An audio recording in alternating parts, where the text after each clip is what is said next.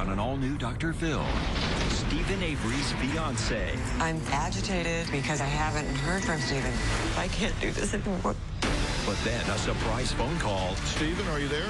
Yes, I am. Oh, my God. From the convicted killer himself. Why do you want to marry Lynn?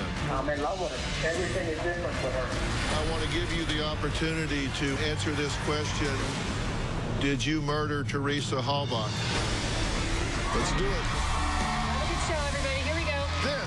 This is a safe place to talk about hard things. Stand by. We'll count you down. I try to be an emotional compass and point you in the right direction. 5, 4. I am not giving up on you.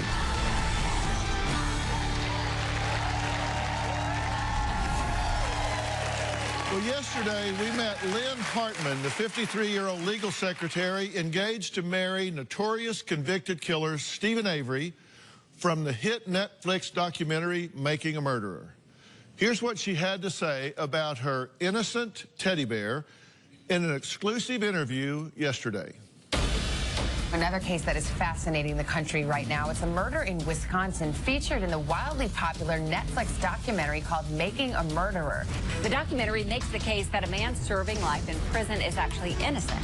Stephen Avery became engaged to this beautiful, statuesque blonde who he began talking to earlier this year. I watched the documentary, and I concluded that he was set up. The state of Wisconsin saw Stephen Avery as a disposable person. I was in the middle of a divorce, and I kind of felt disposable myself. I wrote a letter that night, and a couple of weeks later, he wrote me back.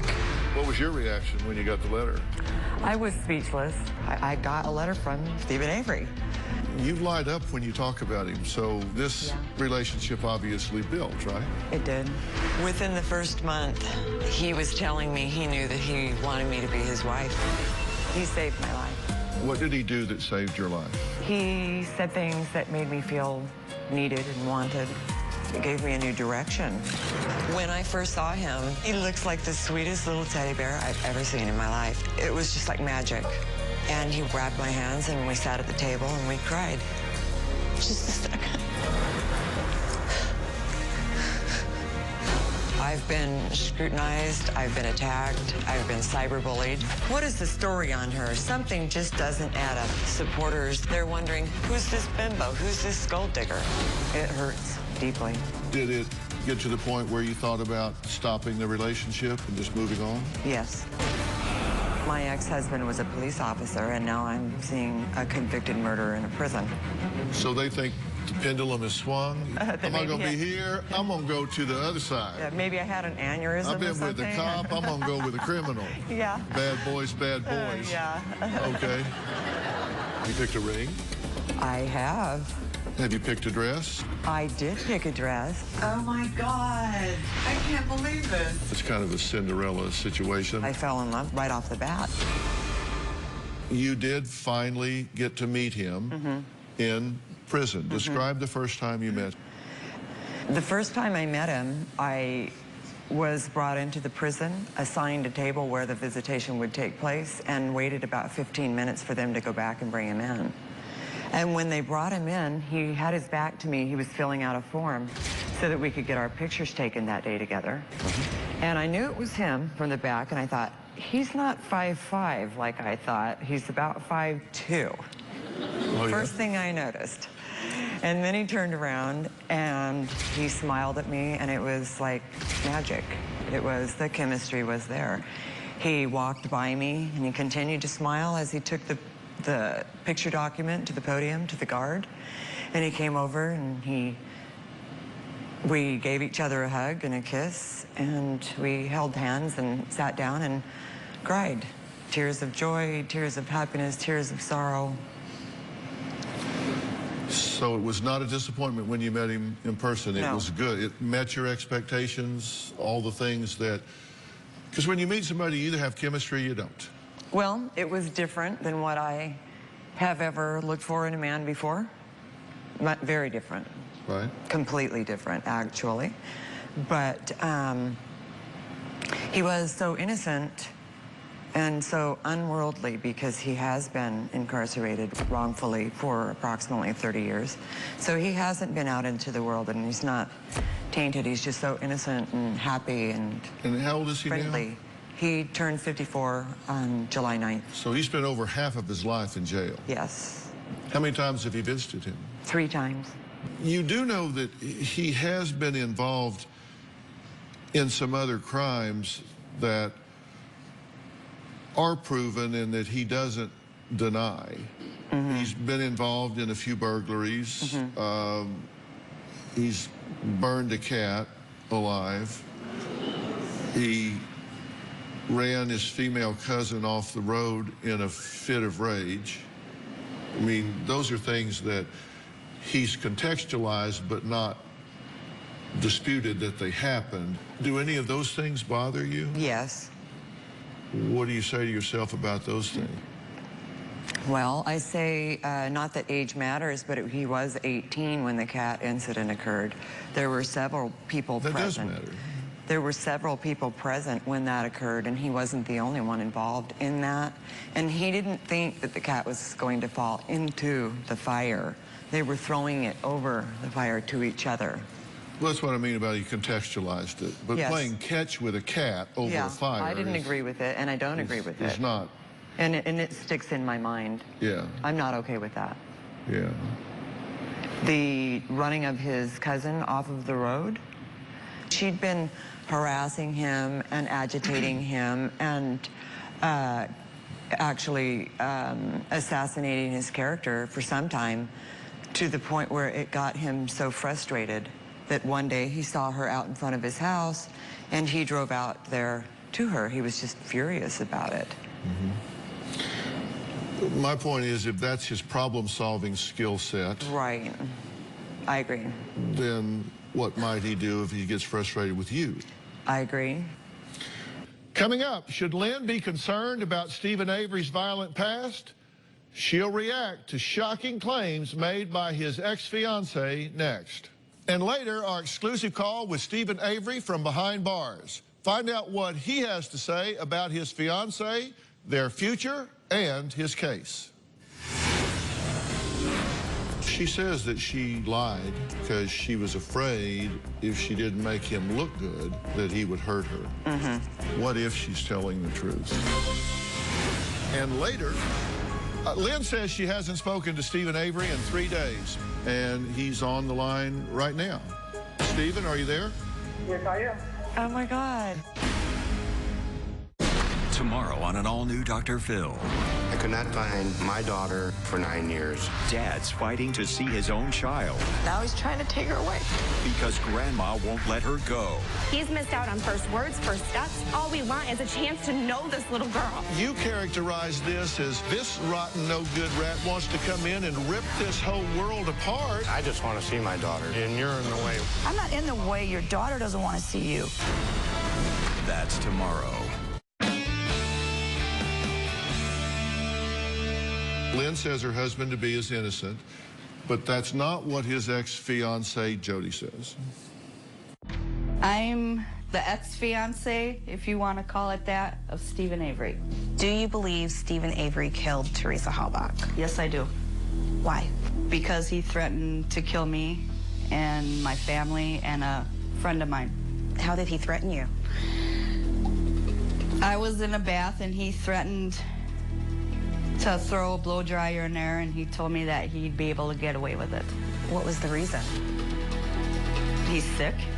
He'd beat me all the time, punch me, throw me against the wall. Were you in love with Stephen Avery? No. But you stayed for 2 years. I ate 2 boxes of rat poison just so I could go to the hospital and get away from him. Did you ever ask him straight out if he killed Teresa? Yeah. What did he say? No. Did you believe him then? No. Why? Because of the way I know he is. Capable of murder. Yeah. Hurting people. He told me once, excuse my language, all bitches owe him. Because of the one that sent him to prison the first time. We all owed him. And he could do whatever he wanted. He's like Dr. Jekyll and Mr. Hyde. A semi-nice person, and then behind closed doors, He's a monster. Okay. What do you want to say? Well, I'd like to say that if anybody has an opportunity to watch the documentary, they'll see that Jody Statowski did not say any of those things while she was being filmed. In nowhere of the documentary does she exhibit any type of fear towards him, only love. Well, she says that she lied to the Netflix documentary team because she was afraid if she didn't make him look good that he would hurt her. Mm-hmm. I don't believe that. Go down a hypothetical road with me for a second. What if she's telling the truth? Just hypothetically. If she's telling the truth, then I would have to do what I would have to do. What if he has a bitterness when she says he believes all bitches owe me, they took my life away from me? If that's true, and you put that together with playing catch with a cat over a fire and committing burglaries and showing a general disdain for authority, I mean, breaking the law, would this be something that you would want to be cautious about? Yes. And the burglaries consisted of $2 in quarters and a six-pack of beer. It wasn't like he broke into a house and burglarized a house. I'm not trying to minimize the crime. No, but you are rationalizing it. Yeah, I am. I'm thinking that, again, he's uneducated, and he's was young, very young at the time, 18, and certainly not the kind of thing that I would want my son to do, and I don't believe he ever would do anything like that. But I believe that people deserve second chances and an opportunity to get counseling so that they can learn how to deal with anger issues or problem solving in a better way. Has he done that, by the way? He does have a counselor in prison. All right, well, let's take a break. Coming up, Stephen has been calling Lynn every day since they got engaged, so why has he been radio silent for the past few days? We'll talk about that next. He usually calls me in the morning, but I haven't been able to get a hold of him. I'm feeling agitated and worried because I haven't heard from Stephen today. I can't do this anymore. And later, I've been told that you want Brad Pitt to play you in a movie. Is that true?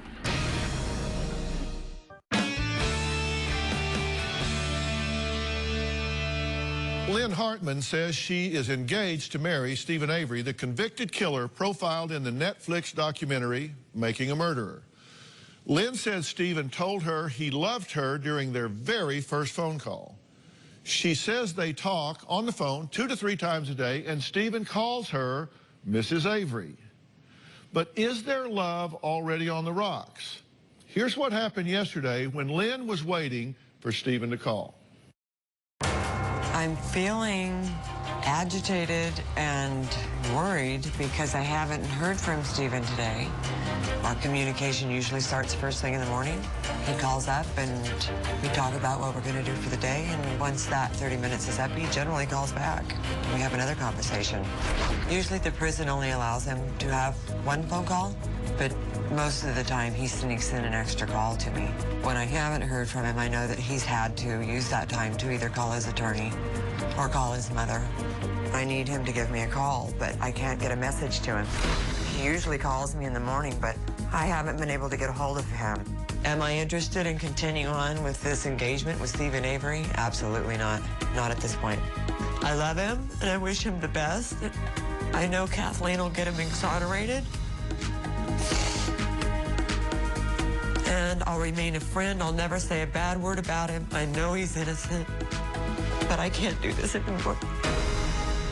He's on the phone now, calling from Waupun Correctional Institution in Wisconsin. Stephen, are you there? Yes, I am. Oh my God. How are you, sir? Pretty good. Well, I am here with your fiance. Say hello. Well, hello, honey. Hi. All right. So, how you been doing? I've been doing good, waiting for your phone call. got a chance. Okay. Yeah. She's been quite anxious to hear from you, so I'm really glad that you're calling, and she's tickled to hear from you. Well, it's all right, you know. I think I got the right one. I feel pretty lucky to have her. Thank you. She certainly is telling us that she is head over heels in love with you. So tell me about the first time you met her, Stephen. With all the pictures that I had at first, what she sent me, everything went into place. And I was very happy. It was beautiful. You know, I loved what I seen. You know, the pictures were kind of, you know, I felt that way with a couple pictures, and it felt right, and it seemed like my life was coming back together, you know. Yeah. So when I seen her, you know, it took a little bit, and, you know, then I had to ask her if she'd marry me, which she said yes, and I was happy. So why do you want to marry Lynn? Because I'm in love with her. I haven't been in love my whole life, like how I felt about Lynn. Yeah. You know, everything is all different with her. It's real deep down, and everything that you're looking for is all right there. You get letters all of the time, but is this the woman? You've never loved any of these other women. This is the one that you want to marry, and this is the one you love, none of the others? No, I don't love the other one. I had the other one on my wall, and this one day, it felt like I was cheating on her. So I had to take them down and put them away and just put her up. You know, so I just got her up and the daughter up, and that's all I got up there now. Yeah. So when do you want the wedding to be? Will you marry? Will you do it behind bars, or do you guys want to wait until you're out of prison? Well, I kind of want to wait until I'm out, which I don't think it's going to be too long. You know, so it's going to be probably right around the corner. But even if it did take a little longer and everything planned out right, you know, I'll marry in here, you know, if it's not that long, you know. Right. So we were just hearing from your ex-fiance, Jody, who was saying that you were abusive to her and that she was scared for her life. And Lynn says that she doesn't believe that. What do you say about her saying that you were abusive to her and that she had to eat rat poison to get away from you? That says it all in a nutshell. That's all false information. She said she ate rat poison, and I didn't believe her. So then she did it right in front of me, and then I believed her, and I panicked a little bit and had her puke, and then I called my sister over and see what I should do. Then I took her to the hospital. You know, she's a good person when she don't drink, you know, but otherwise when she got some alcohol in her, she's kind of terrible. So Lynn has nothing to worry about as far as you being abusive or violent with her, correct? Oh, yeah, that's 100% correct. Okay. I want to give you the opportunity to answer this question direct for everyone in America. Just straight up, did you murder Teresa Halbach? Your nephew Brendan's conviction has been overturned, and since that conviction was used in the case to convict you, what's the latest with your case?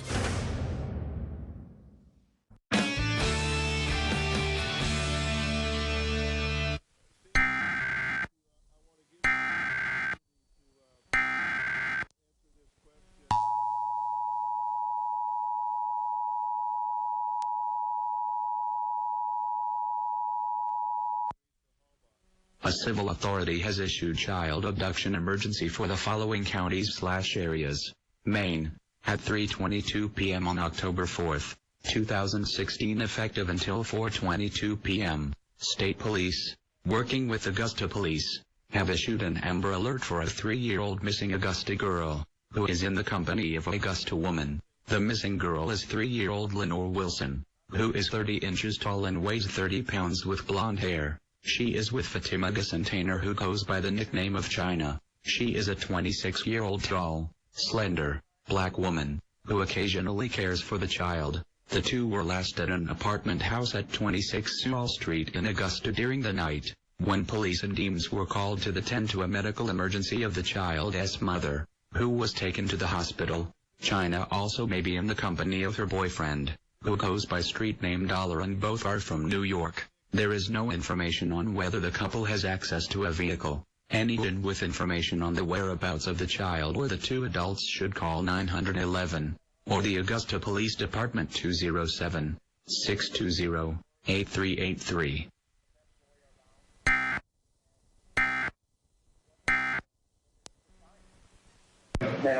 We got enough of everything else around. We just want to close the doors. Well, tell me what it's like for you in prison right now. The fact that you've gotten so much notoriety and the fact that you're actually a very famous individual in America right now, has this caused you any problems in prison, and how are you treated on a day-to-day basis? Well, they treat me pretty good, you know, and then they see the other stuff I'm engaged to Lynn and all of that, and they tell me congratulations, and you know, you only got about maybe 2 or 3 of them, you know, want to, you know, say something bad, you know, but otherwise it's good. I think my life is back on track, you know, so. I've been told that you want Brad Pitt to play you in a movie. Is that true? Yeah, I think you'd be good for that. Well, I'll tell him that we talked and that you want him to play you. How's that?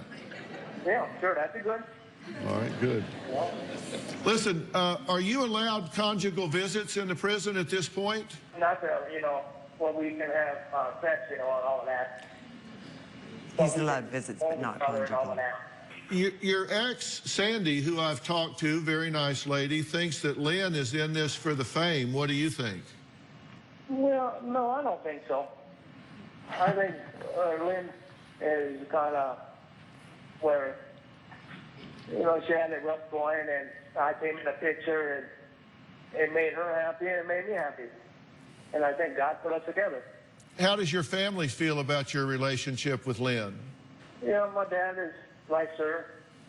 My brothers, I think, like her a lot. You haven't called Lynn for a few days. How come? Well, it was hard to get the phone, but I figured she was busy, you know, doing all of this stuff, so yeah. I figured I'd give her a little time, you know, I ain't no hurry.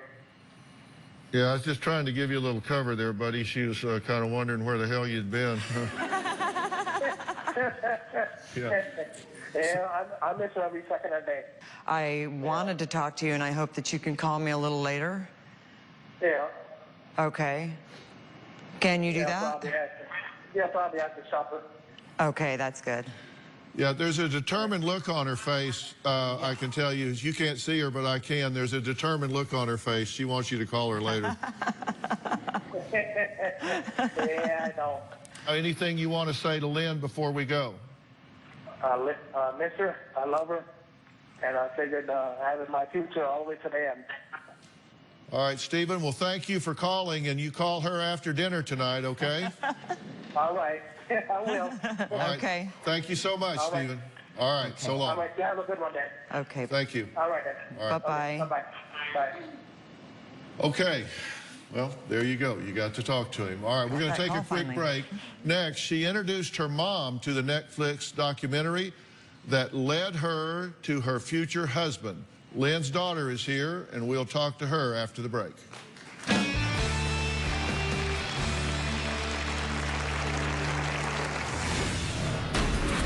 I definitely don't agree with some of the choices that he made. Does his violent past concern you? Would you have Stephen around your child? Tomorrow on an all-new Dr. Phil. Grandma refuses to let him near his own daughter. All we want is a chance to know this little girl. I just want to see my daughter. Your daughter doesn't want to see you. That's tomorrow. My family has had mixed reactions towards Stephen. When I got my first letter from Stephen, I quickly drove down to my mom's house and I said, I got a letter from him. I got a letter from him. She says, are you sure you want to do this? The first time I received a phone call from Stephen Avery while I was at my brother's house, his reaction was, who are you talking to? And I told him I'm talking to Stephen Avery. He goes, why? And my relationship with my brother went downhill from that point forward. My cousin, who is one of my closest friends, won't even talk about Stephen Avery with me. My daughter has been my cheerleader throughout this whole process. She reminds me that Stephen has really brought me back to life.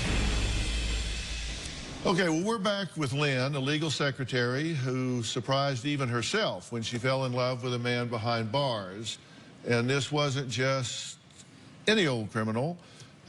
It's making a murderer's Stephen Avery. Now, there are members of her family who just are not happy about it at all. Lynn's daughter, Camelia, introduced her mom to Stephen's story. And I'm so glad you're here. You're not one of the family members that objects to this, correct? No, absolutely not. You introduced your mom to the documentary because you just thought it was interesting. You weren't introducing her to the documentary in a matchmaking sort of way. You had no idea this was in the cards, correct? Definitely not, no. I did not foresee that taking place. Right. Were you surprised when you heard that she was actually taking the time to write a letter to Stephen Avery? No, because I kind of also felt compelled, you know, after watching the documentary to send some sort of support. So when she said she wanted to, you know, it was no surprise to me because I feel like probably everyone felt that way after seeing it. Were you surprised when she got an answer back? Yes, she called me. She was ecstatic. She says, oh my gosh, I can't believe it. You won't believe what I got in the mailbox. Right. And did she read you the letter? Mm-hmm. And what'd you think? I couldn't believe it either. I was just so happy for her. And it was the first time that I had seen her that happy in a long time. So. Yeah. So what was your reaction when things got romantic? I was supportive from the beginning. I mean, I felt the same way probably a lot of people did after watching it, that he was obviously innocent. And so that didn't alter my reaction to, you know, the fact that he's in prison didn't make me worried because I believe he's innocent. And so I was happy. Did you have any concerns about the fact that she was kind of not finished with her feelings about a previous long-term relationship? No. Before she got into this relationship? In fact, I was encouraging it because she was going through such a difficult time. Does his violent past concern you? Because there is a violent past that he doesn't contest that would not be things you would look for on the resume of a mate. You know, I definitely don't agree with some of the choices that he made as a younger person, but at the same time, I mean, even my slate is not clean. You know, so I can relate to an extent. When you're young, you make choices that you probably wouldn't do otherwise, and so I don't worry about those things. Have you met Stephen? I've spoken with him on the phone.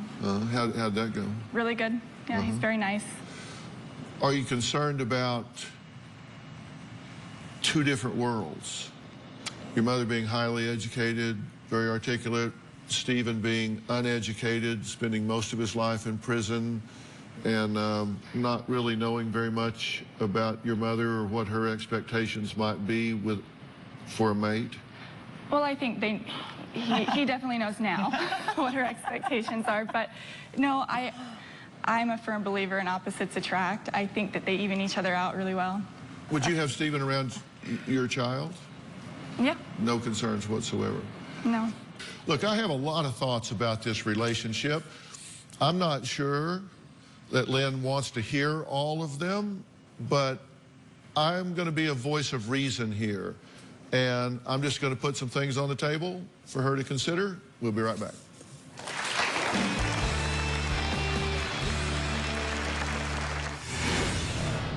There are common characteristics among women who fall in love with people in prison. And you can tell me whether you meet any of these criteria. Hey, Dr. Phil here. We're ready to start the show, but we're waiting on you. You're going to be in the Los Angeles area and want to watch a live taping of the Dr. Phil show? Call 323-461-PHIL or visit drphil.com. Tickets are free, and I hope to see you soon.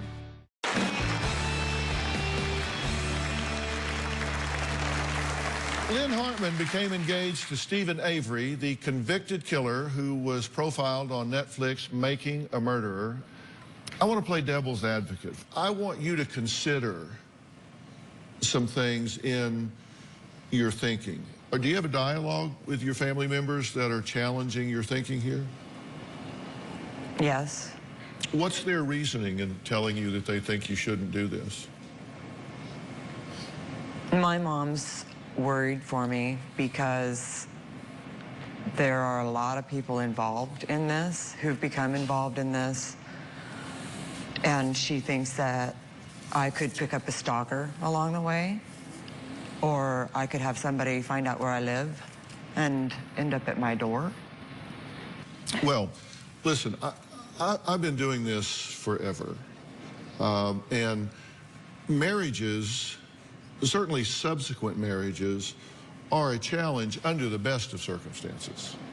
And when you look at this, would you agree this wouldn't be considered the best of circumstances? Yes. If he's guilty of this, this was a very sadistic, psychopathic, horrible thing to do. Mm-hmm. Would you agree with that? I'm not saying he did it, I'm just saying... The theory of it is... Yeah, whoever did this... The theory of it is... Whoever committed this crime is a monster. Can we agree with that? Absolutely. If it is the crime. Pardon me? I don't even believe they found her body yet. That's my feeling about it. Okay, well, if what is hypothesized is happened, it would be a brutal crime. Yes, right? I agree. Okay. And he is certainly a suspect in that he's been convicted. And there are those that think he's been wrongly convicted. I happen to be one of those. Mm-hmm. I think he's been wrongly convicted. That doesn't mean I think he didn't do it. I don't know whether he did or whether he didn't. I just don't think he has had a fair trial. I understand. And if they can convict him with a fair trial, then fine. If they can't, then they need to turn him loose. But I do not think he is properly incarcerated at this time. Mm-hmm. Now,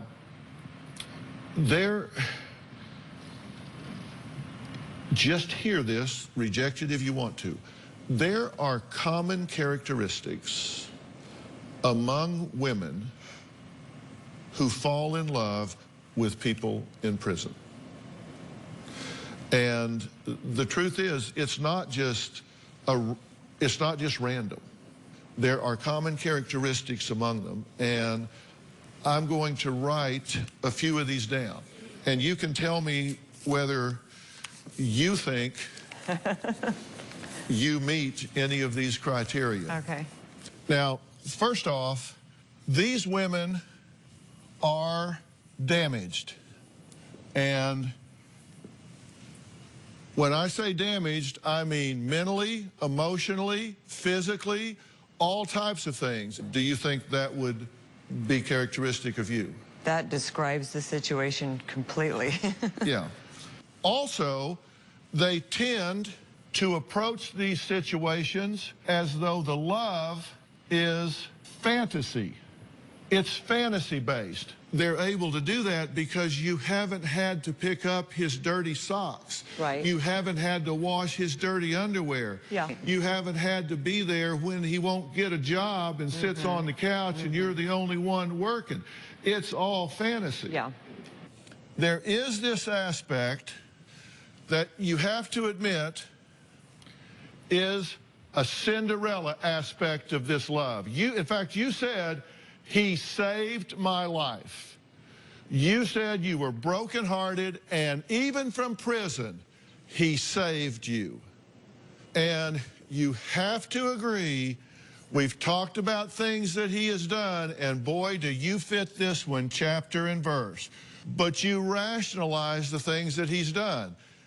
It's like, well, he was young. Well, he didn't mean to. Well, they were just playing catch with the cat. I'm convincing myself over the that fire, way. and he was young, and well, you know, she was saying bad things about him, and I agree. And every one of those things is characteristic of you. Yes, it is.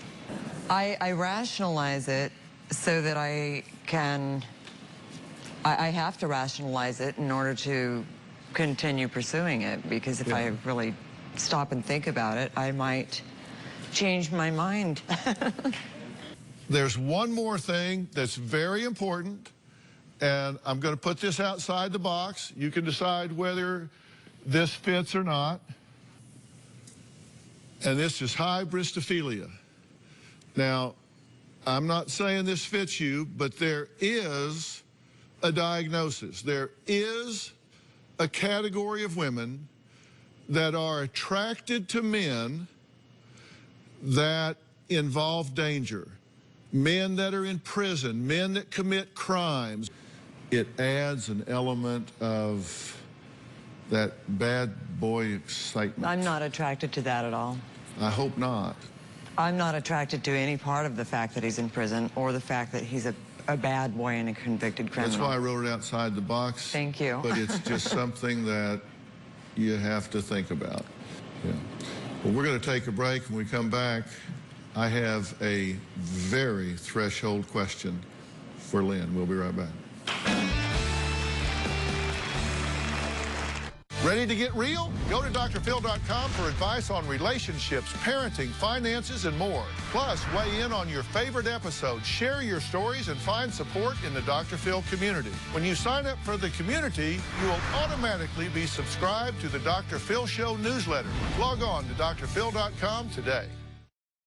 Well, I'm back with Lynn and Camelia, and we're talking about an engagement to Stephen Avery. And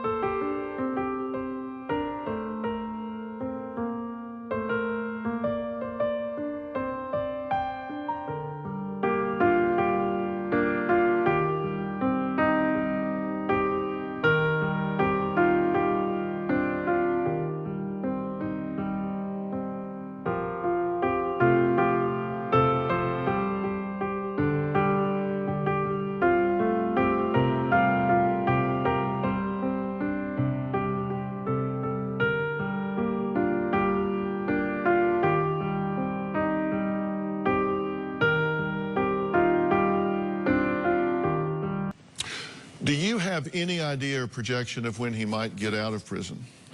I do. We're anticipating December of this year. I've spent a lot of my life in the litigation arena. Mm-hmm. That's highly unlikely. Okay. And I can tell you it's just because your tax dollars at work, the wheels of justice turn really slow. Even when there's been Yeah. DNA exoneration, they walk out the gate that day. Well, you can hope. Yeah, that's what our hope is. I was reading in the discussions that you've had that one of the things that he would like to do is to get out and for the two of you to just go off into the woods to live quietly and alone. Would you feel comfortable doing that? No. Thank you. And I tell you why.